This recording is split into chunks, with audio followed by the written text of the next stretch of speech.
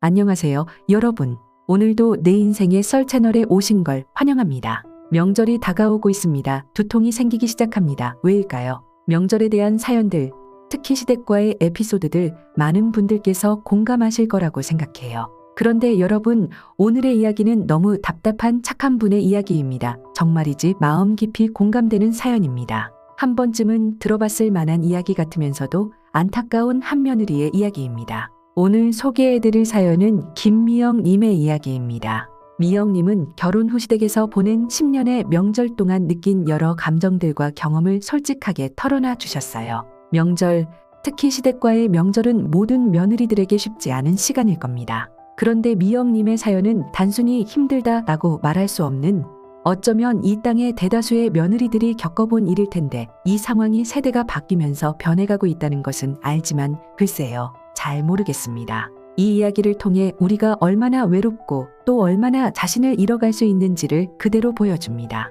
결혼 후 첫 명절을 앞두고 저는 설렘 반 걱정 반이었어요. 시댁에서의 첫 명절이라는 부담감도 있었지만 새로운 가족과의 만남이 더 기대됐어요. 결혼식 이후로 시댁 어른들을 만날 일이 드물었거든요. 그래서 이번 명절이 시어머니와 가까워질 수 있는 좋은 기회라고 생각했어요. 남편 준호도 우리 어머니가 자상하시니까 걱정할 거 없어 라며 저를 안심시켰죠. 명절 하루 전 시댁에 내려갔습니다. 그런데 저는 서울 태생이고 저희 집안도 다 서울에 있기 때문에 명절 귀성 전쟁을 알지 못했어요. 남편 집은 부산이라 승용차로 시동생을 태워 함께 내려가기로 했습니다. 차가 막히기 때문에 새벽에 출발해야 한다고 했고요. 그런데 그 새벽이 새벽 3시 정도더라고요.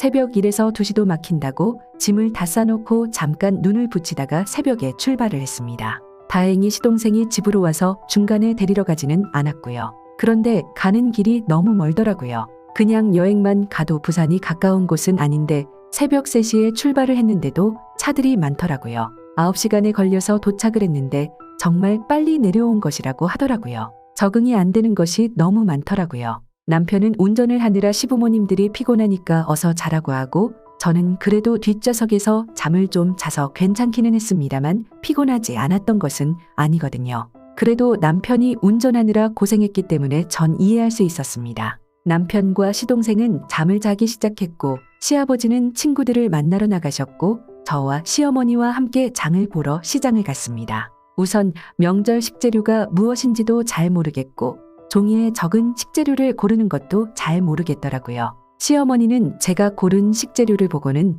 이거 가격이 너무 비싸잖아. 이렇게 사면 우리 집안 살림을 어떻게 하니? 라고 말씀하시더라고요. 저는 서툰 시장 보기에 시작부터 실망을 안겼다는 생각에 자책했어요. 명절 전날 밤 시댁에는 시어머니와 시누이 그리고 저만이 부엌에서 분주했어요. 저는 부엌에서 전 부치기를 맡았죠. 서툴렀지만 최선을 다해 얇고 노릇노릇하게 전을 부쳤어요. 그러나 시어머니는 전이 너무 얇다며 다시 하라고 하셨어요. 억지로 미소를 지으며 전을 다시 부쳤지만 속으로는 긴장이 풀리지 않았어요. 명절 당일 저는 새벽부터 부엌에서 일을 시작했어요. 시어머니는 음식을 하나하나 점검하며 이건 왜 이렇게 맛이 없니?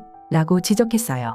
음식을 만드는 내내 시어머니의 잔소리가 계속됐고 저는 점점 지쳐갔어요. 남편 준호는 그저 TV 앞에 앉아 시댁 식구들과 이야기를 나누고 있었어요. 저는 남편에게 조금만 도와줄 수 있어? 라는 눈빛을 보냈지만 준호는 눈치조차 채지 못했어요. 식사 시간에는 남자들이 먼저 식사를 시작했어요. 시어머니는 남자들이 식사를 하는 동안에도 저에게 부엌에서 뒷정리를 시켰어요. 저는 거의 앉아있을 틈도 없이 움직였고 시어머니는 멀뚱멀뚱 서 있지 말고 국 좀 더 가져와라 라며 말씀하셨어요. 남편은 그런 저의 모습을 보면서도 별다른 반응을 보이지 않았어요. 시어머니가 시누이와 저를 비교하며 아무리 일이 바빠도 집에서 배워서 왔어야지 라는 제가 들을 수밖에 없는 혼잣말을 하시면서 내 언니는 이렇게 잘하는데 넌 아직 멀었구나 라고 했을 때도 남편은 아무런 말이 없었어요. TV 보고 식구들과 이야기를 하느라 못 들었겠지. 만약 들었다고 한들 거기에서 남편이 할 수 있는 말이 무엇이 있겠어요.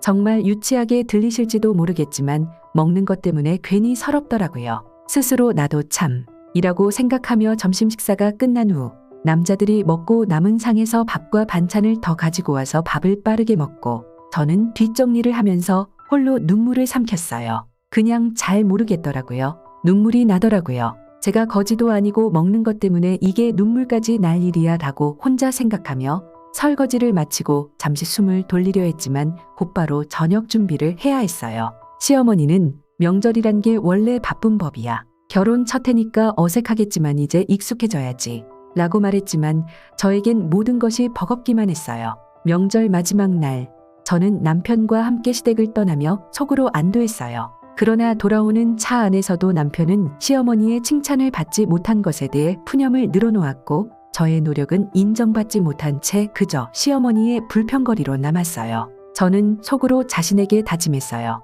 다음 명절엔 좀 더 잘해야지.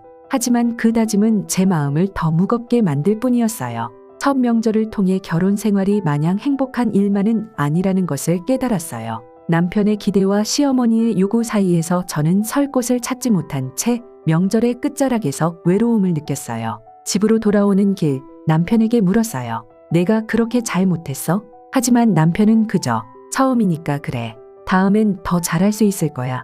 라고만 말했어요. 그 말이 위로가 되지 않는다는 것을 알았어요. 제 마음속엔 이미 명절이 두려운 존재가 되어 있었어요. 친정집을 갈 엄두도 나지 않더라고요. 첫 명절이니까 엄마, 아빠가 이해하시겠지라고 생각하며 전화를 드리고 그 다음 주에 찾아뵈었습니다. 엄마, 아빠는 저 힘들다고 박서방도 운전하느라 힘들 테니까 쉬라고 안 와도 된다고 하셨어요. 그 말을 듣는데 제 마음속에 드는 감정이 무엇인지 잘 모르겠더라고요. 1년차 명절을 힘겹게 보낸 후 이번에는 조금 더 나아지길 기대했어요. 직장 생활과 가사를 병행하며 임신까지 한 저는 매일 지친 몸을 이끌고 생활을 이어갔어요. 시간이 흘러 어느덧 임신 막달.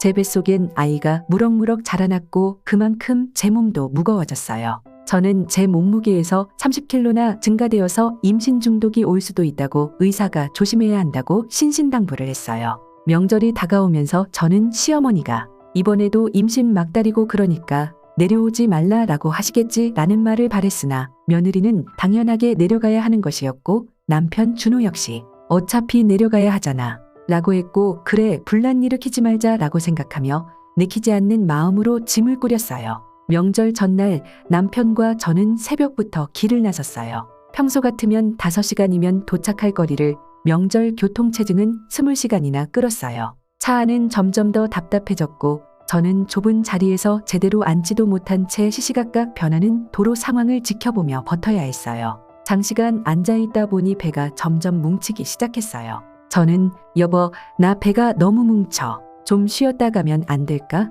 라고 남편에게 말했지만 준호는 이제 곧 도착하니까 좀만 참아. 라고 대수롭지 않게 답했어요. 하지만 배의 뭉침은 점점 심해졌고 저는 더 이상 참을 수 없었어요. 결국 남편은 중간에 있는 휴게소에 차를 세웠어요. 저는 차에서 내리자마자 복부에 통증과 답답함이 한꺼번에 몰려와 그대로 주저앉아 버렸어요. 숨을 헐떡이며 눈물을 터뜨렸어요. 왜 이렇게까지 해야 해? 왜 나만 이렇게 힘들어야 해? 저는 남편도 시댁도 그리고 내 자신도 모두 원망스러웠어요. 시댁의 기대와 남편의 무심함 속에서 홀로 모든 걸 감당해야 하는 자신이 너무 억울했어요. 휴게소 한 구석에서 저는 펑펑 울었어요. 지나가는 사람들의 시선 따위는 더 이상 중요하지 않았어요. 그런데 남편에게 말하기는 싫었어요. 자존심이 상한다라는 느낌.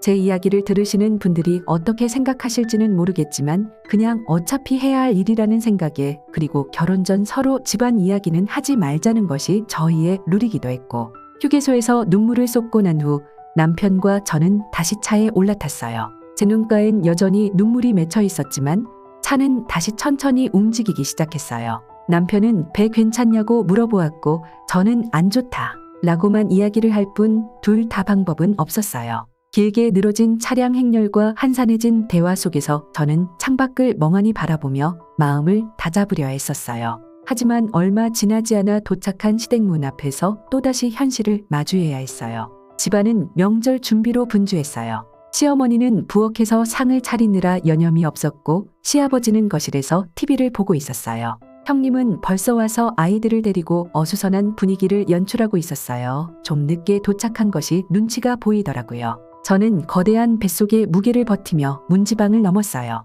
마치 자신이 이방인이 된 것 같은 어색함이 밀려왔어요. 반갑게 인사하고 싶었지만 얼굴에 힘겨움이 가득한 저를 보고 형님은 다소 격려의 말을 건넸어요. 어휴, 동서, 배가 많이 컸네. 괜찮아? 시어머니는 저를 보자마자 눈살을 찌푸리셨어요. 아이고, 벌써 배가 저렇게 나왔는데 이 먼 길을 어떻게 왔니? 그러면서도 제가 앉을 새도 없이 저를 부엌으로 데려갔어요. 미영아, 아직 준비할 게 많은데 넌 힘드니까 앉아서 도와주렴. 저는 속으로 이번엔 좀 쉴 수 있겠지라는 기대를 했지만 역시나 그 기대는 무너졌어요. 시어머니는 제 몸 상태를 아랑곳하지 않고 그저 명절 준비에만 몰두했어요. 저는 속으로 울컥했지만 이번에도 할 수 있는 한 최선을 다해 움직이기로 했어요.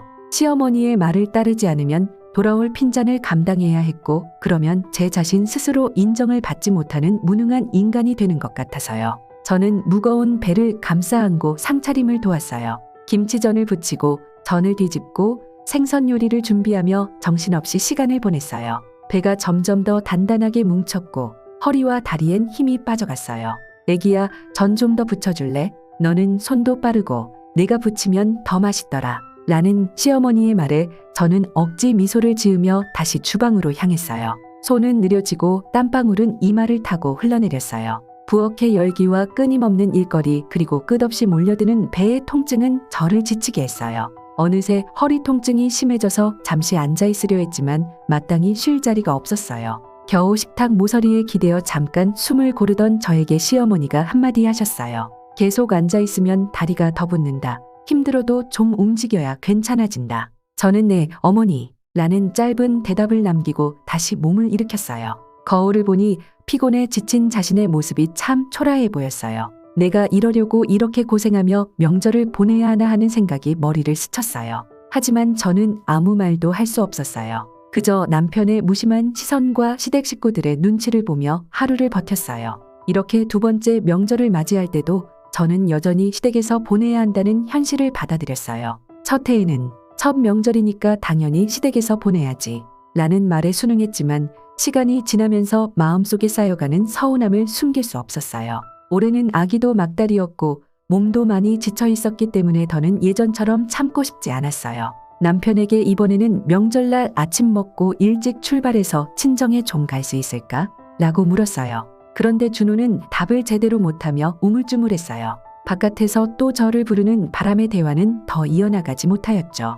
명절 아침, 저는 시댁 식구들과 함께 식사를 하며 이번에도 친정에 가지 못할 것을 직감했어요. 시어머니는 식사 중에도 시누이를 기다리는 눈치였어요. 미영아, 올해는 시누이가 좀 늦게 온다고 하더라. 저녁 식사 전에 도착할 것 같아. 좀 기다려주면 좋겠구나. 저는 마음속 깊이 아쉬웠지만 시어머니의 말씀에 고개를 끄덕일 수밖에 없었어요. 시어머니는 자신의 자식들이 1년에 한두 번 볼 수밖에 없으니 이렇게라도 만나야 한다고 생각하셨어요. 시누이가 도착한 후에야 친정에 갈 수 있으니 결국 시간을 맞추기란 불가능했어요. 사실 이번에는 정말 친정에 가고 싶었어요. 임신 막달이라 몸도 무겁고 힘들었지만 그보다 친정에서 엄마의 따뜻한 손길과 위로가 간절했어요. 친정집이 서울이라 부산에서 출발하려면 오전 중에는 길을 떠나야 했는데 시댁에서의 시간은 늘 늦어졌어요. 점심을 먹고 나면 이미 길이 막혀 시간이 오래 걸릴 테고 그렇게 되면 친정에서 머무는 시간은 두 번째 치고 새벽에나 도착해서 명절에 찾아뵈는 것 자체가 의미가 없어지는 거예요. 남편은 그런 저를 이해해 주지 못했어요. 그는 시댁의 요구를 더 우선시했죠. 미영아, 어떡하지? 그래도 오래간만에 여동생 얼굴 오면 보고 가자. 부산 내려오는 것도 힘든데 서울은 언제든지 갈 수 있잖아. 준호의 말은 늘 한결같았어요. 저도 이해는 했지만 이해하는 것과 받아들이는 것은 전혀 다른 문제였어요. 결국 그날도 친정에 가지 못했어요. 시누이가 도착한 후엔 다시 부엌으로 들어가야 했고 시간이 흐를수록 친정은 점점 멀어지는 것 같았어요. 아마 내년에는 갈 수 있겠지 라는 막연한 기대를 품었지만 시댁의 요구와 준호의 태도가 바뀌지 않는 이상 그 기대가 이루어질 거란 확신은 없었어요. 명절이 끝나고 시댁을 떠날 때쯤 저는 준호에게 다시 한번 말했어요. 다음엔 정말 친정에 갈 수 있도록 해줘. 난 정말 가고 싶어. 준호는 고개를 끄덕였지만 그의 표정은 무거웠어요. 그 약속이 지켜질지 모르겠지만 저는 다시 한번 기대해 보기로 했어요. 그래도 남편이 이번에는 이해해 주지 않을까, 다음 명절에는 친정에서 보낼 수 있지 않을까 하고요. 그러나 두 번째 해도 그렇게 지나갔고 저는 이것이 당연한 건가, 다른 집들도 이런가 하는 복잡한 생각과 매번 반복되는 상황 속에서 제 바람은 점점 더 작아지고 저의 목소리는 점점 더 멀어져 가는 것 같았어요. 내 인생의 썰 주인장 산수공우전입니다. 미영님은 첫 명절을 맞이하면서 새벽부터 부산까지 장시간의 운전을 견디고 시댁에서 전 부치기를 비롯한 여러 가사의 일을 홀로 감당하면서도 시어머니의 눈치와 시누이와의 비교 속에서 외로움을 느꼈다고 해요. 남편의 도움을 기대했지만 결국은 그조차도 남의 일이었죠. 첫 해에는 처음이니까 당연하다고 생각했지만 두 번째 해에도 시댁의 기대와 요구는 변하지 않았습니다. 임신 막달에 무거운 몸으로도 시댁에 내려가야 했고 친정은 늘 뒤로 밀리게 되었죠. 결국 시댁의 요구와 남편의 태도 속에서 자신의 목소리가 점점 작아지고 있다는 걸 느낀다는 미영님의 이야기, 정말이지 가슴이 답답해지지 않으신가요? 급체한 것 같은 느낌이에요. 공황장애가 올 것 같은 느낌도 더해서요. 자, 여러분, 미영님의 사연 아직 끝나지 않았습니다. 사실 그녀의 이야기는 여기서 끝이 아니라 더욱 깊어지는데요. 명절 3년 차 이후의 이야기는 또 다른 도전과 어려움을 겪게 됩니다. 과연 미영님은 어떻게 이 모든 걸 이겨냈을까요? 다음 회차에서 이어질 이야기를 절대 놓치지 마세요. 구독과 알림 설정 해두시면 미영님의 다음 이야기도 바로 받아보실 수 있습니다.